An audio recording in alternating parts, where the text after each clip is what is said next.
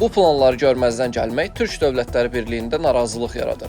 Bunu Yeniçağı açıqlamasında politoloq Tural İsmailov deyib. O, Türk Dövlətləri Təşkilatının Şimali Kipr Türk Respublikasındakı toplantısını şərh edərkən bildirib ki, Türk dövlətlərinin bu gün Şimali Kipr Türk Respublikası ilə bağlı ortaya açıq mövqe qoymaları vacibdir. Ümumiyyətlə Türk Dövlətləri Təşkilatına üzv olan ölkələrin bu gün Şimali Kipr Türk Cümhuriyyəti ilə bağlı açıq ortaya mövqelər qoymağı vacibdir.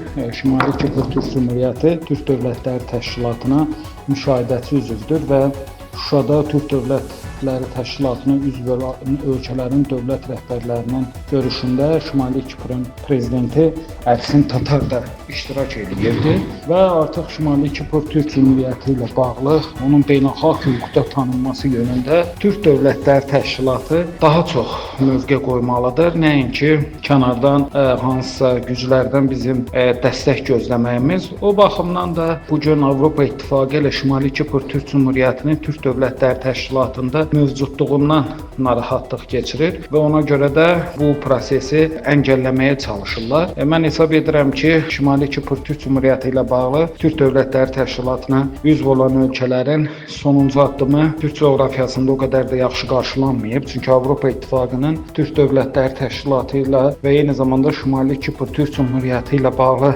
məhkirli planları mövcuddur.